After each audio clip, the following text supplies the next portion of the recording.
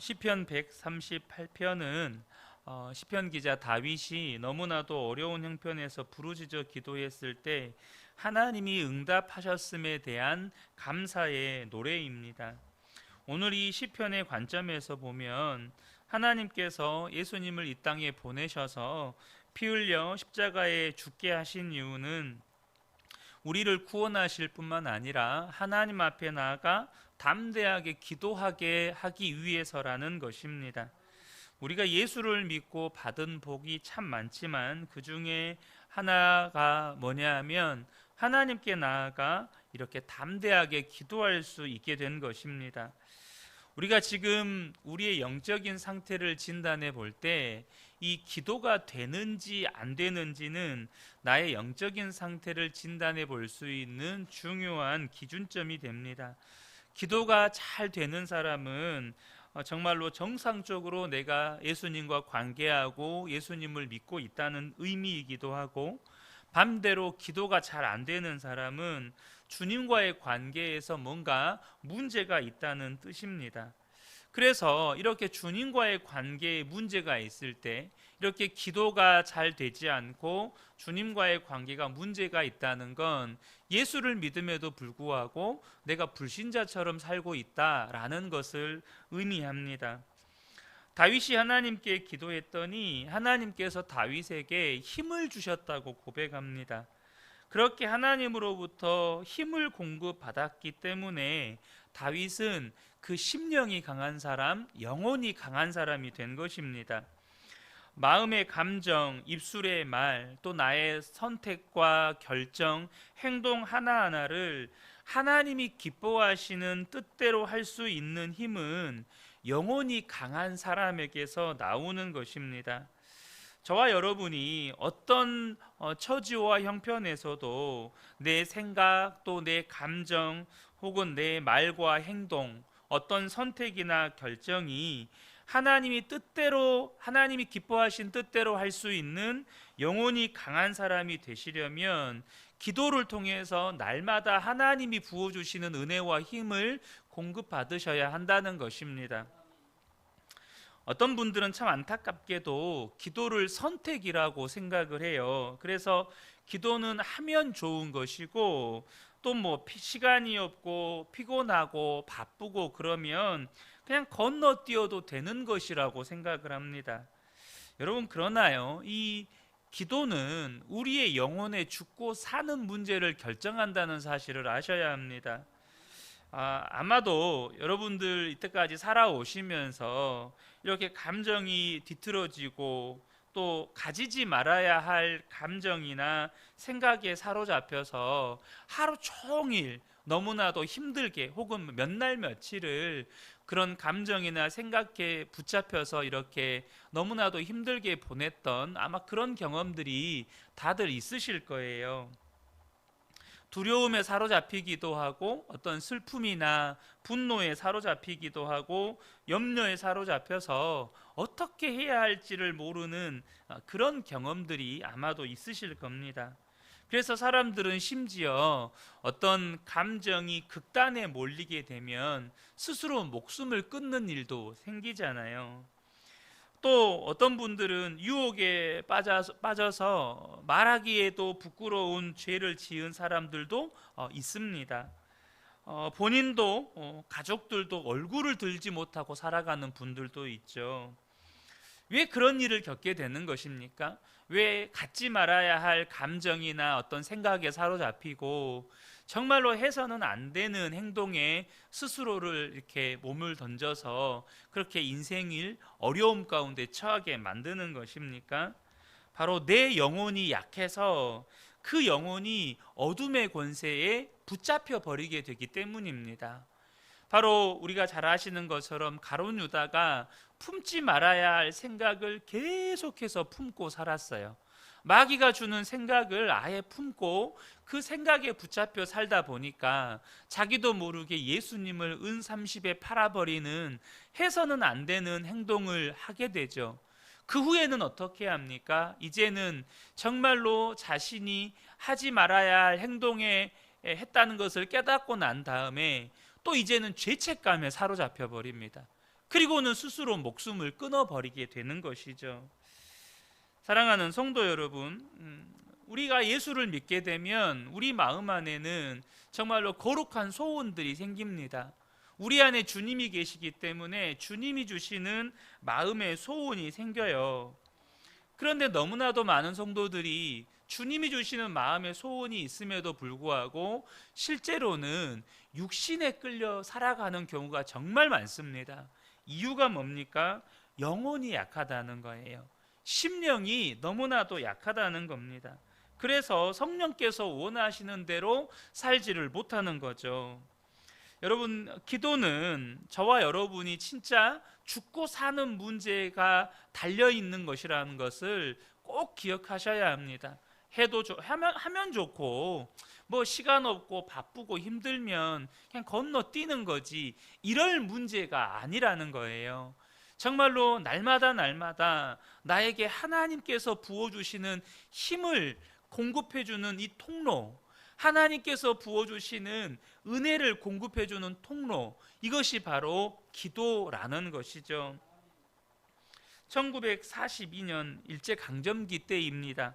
8월에 한상동 목사님이 신사참배를 반대하다가 이렇게 평양 형무소로 끌려갔습니다. 얼마나 많은 모진 고문과 고통을 겪으셨겠어요.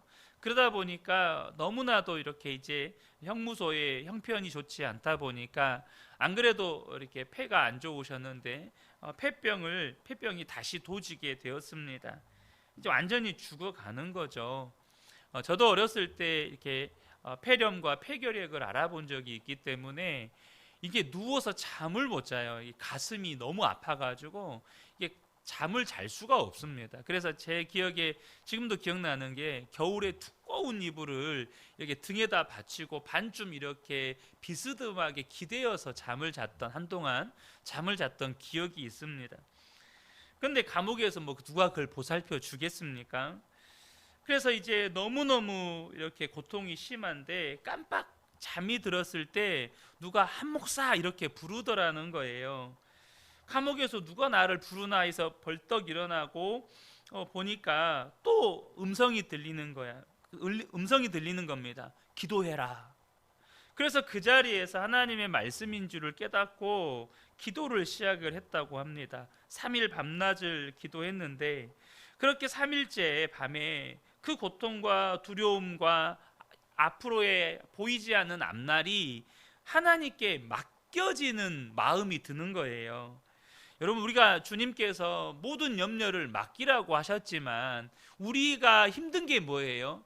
맡기려고 해도 안 맡겨지는 게 힘든 거잖아요. 주님께 입술로는 맡깁니다 하지만 정작 기도 끝내고 또 집에 돌아가다 보면 한숨 푹푹 쉬면서 그 문제를 여전히 내가 가지고 있을 때가 얼마나 많습니까? 그런데 그렇게 3일 밤낮을 기도를 하는데 두려움도 염려도 근심도 고통도 다 주님께 맡겨지더라는 거예요. 그래서 편안하게 잠이 들었어요. 잠이 들었는데 잠자면서 꿈을 꾸었습니다. 넓은 푸른 잔디밭에, 거기에서 한상동 목사님이 윗옷을 다 벗고 누워 있는데 갑자기 몸에 살이 붙고 팔뚝에 근육이 생기더라는 거예요. 그리고는 잠에서 깼습니다. 그런데 마음 가운데 하나님이 나를 고쳐주셨구나, 하나님께서 나를 회복시켜 주셨구나 라는 확신이 들더라는 거예요.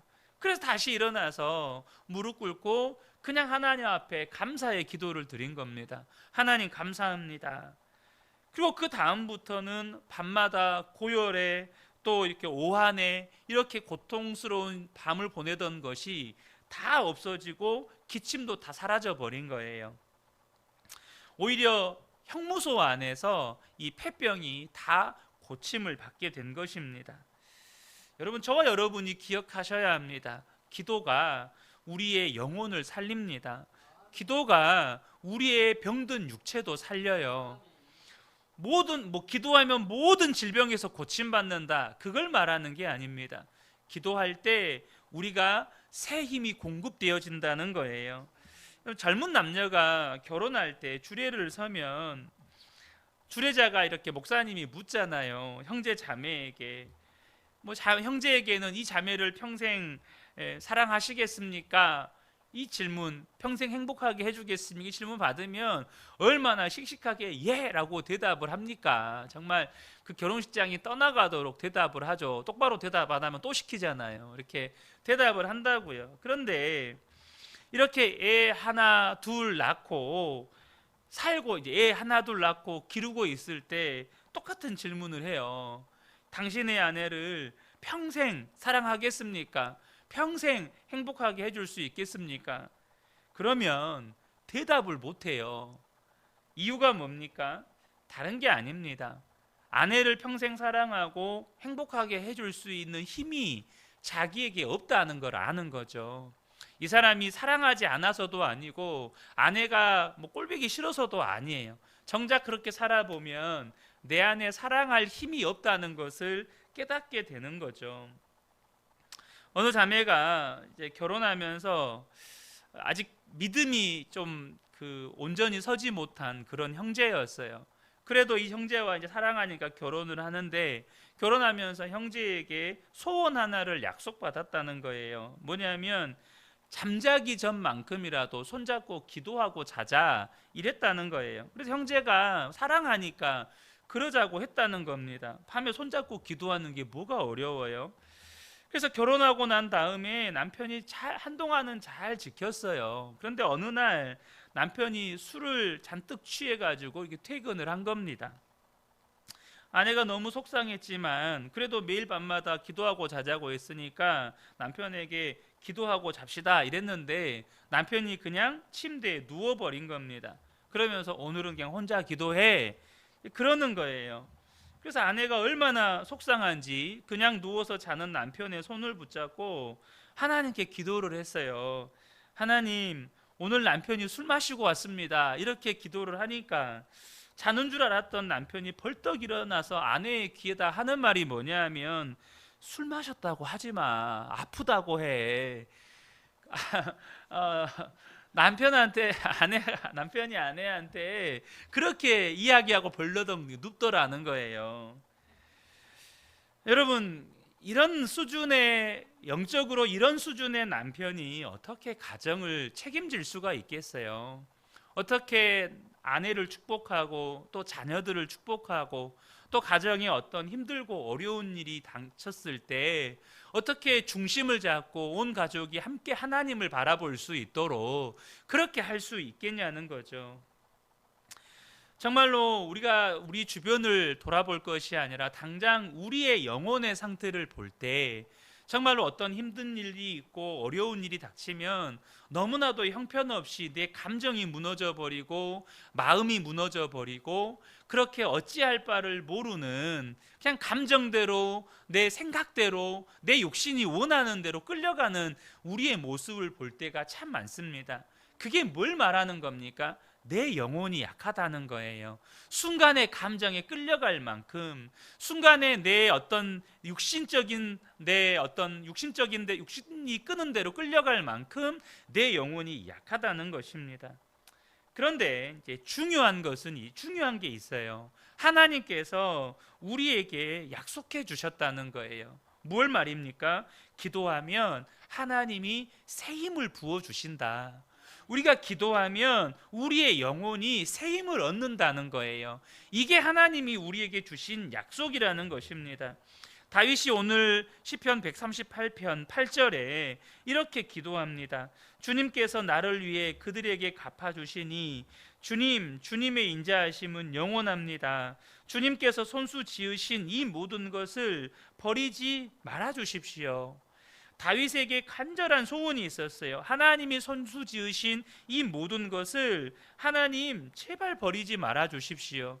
얼마나 지금 다윗이 처해 있는 상황이 급박하게 돌아가면 다윗이 하는 기도가 하나님이 손수 지으신 것을 제발 버리지 말아 주십시오. 그러니까 하나님이 정말 버리신 것 같은 그런 처지와 형편에 다윗이 지금 몰려 있는 거죠. 우리도 살다 보면 정말 너무나도 힘들고 어렵고 내 힘으로 할 수 있는 것이 아무것도 없는 것 같은 그런 처지와 형편에 몰릴 때가 있습니다. 근데 여러분, 우리도 이런 기도를 드릴 때가 있는 거죠. 근데 저와 여러분이 한 가지 기억하셔야 될 게 있어요. 하나님은 절대 우리 안 버리십니다.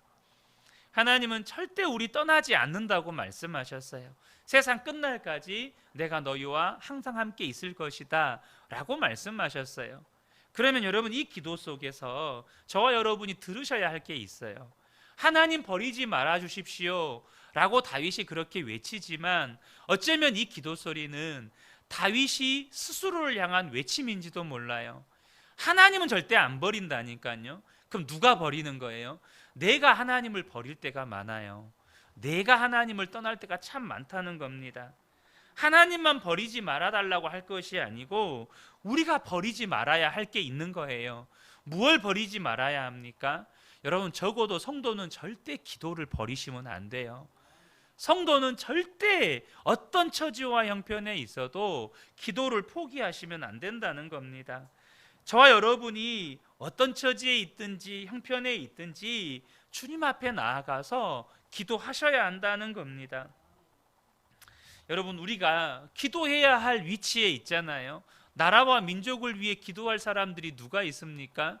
여러분, 성도들밖에 없습니다. 아무리 이방 종교인들이요 기도한다고 하지만 근본적으로 이방 종교인들의 기도는 자기를 위한 기도입니다. 내가 이 땅에서 복받고 사는 문제를 놓고 기도하지, 여러분, 나라와 민족을 위해서 기도하지 않아요. 무슨 말입니까? 성도가 나라와 민족을 위해서 기도하지 않으면 이 나라와 이 민족을 위한 기도의 통로, 축복의 통로가 막히는 거예요. 그러니까 성도들이 기도하지 않으면 나라와 민족이 복을 받을 길이 없다는 겁니다.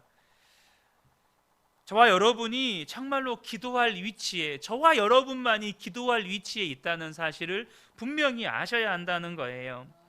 그런데 우리가 한 가지 답답한 게 있죠. 그게 뭐냐면, 기도해야지 하면서도 어떤 때는 기도가 안 될 때가 있어요. 정말 기도의 말이 내 입에서 안 떨어질 때가 있어요. 그래서 우리에게 필요한 게 뭐냐면 기도의 연합입니다. 물론 우리가요, 화요일 날 합심기도 모임이 있어서, 우리 중보기도 모임이 있어서 나와서 함께 기도하시는 분들이 정말 너무너무 감사하고 너무너무 기뻐요. 그런데 함께 그 시간에 그 자리에 모여서 기도하지 못하는 분들도 있잖아요. 그러면 우리가 기도의 연합을 이룰 수가 없는 것입니까? 절대 그렇지 않습니다. 여러분, 기도의 연합을 이루기 위해서 가장 필요한 것은 뭐냐면 우리의 마음이 하나 되는 것입니다. 우리의 마음이 하나 되는 거예요. 근데 마음이 하나 되려면 반드시, 제가 자주 드리는 말씀이지만, 마음을 여셔야 돼요. 서로를 향해서 마음을 여는 일이 필요하다는 겁니다. 이 마음을 여는 일을 위해서 우리가 해야 하는 게 마음을 나누는 거예요. 순모임에서도 말씀을 듣고 은혜를 나누고, 또 기도 제목을 나누면서 자신의 삶을 나누면서 현재의 자신의 마음, 은혜 받은 마음도 나누고, 어떤 문제 앞에서 어려운 마음도 나누고, 또 하나님께서 주시는 마음의 소원도 나누고, 그렇게 나누는 일이 필요하다는 거예요. 마찬가지로 저와 여러분이 예수 동행일기를 쓰고 나눔 방에서 이렇게 나누는 일 또한 이렇게 마음을 여는 작업입니다. 여러분, 마음을 열어야 마음이 하나 됩니다. 마음을 열어야 마음이 하나 되고, 그렇게 마음이 하나 되어서 기도할 때 기도의 연합이 이루어지는 거예요.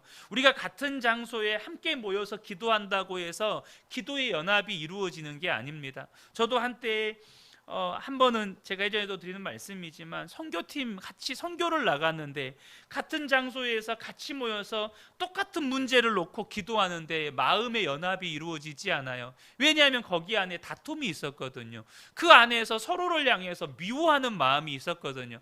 그러니까 같은 장소에서 같은 문제를 놓고 기도하는데 기도의 역사가 나타나지 않은 거예요. 기도하지만 그 기도가 너무나도 냉랭한 거예요. 기도하는 사람들이 다 느끼겠어요.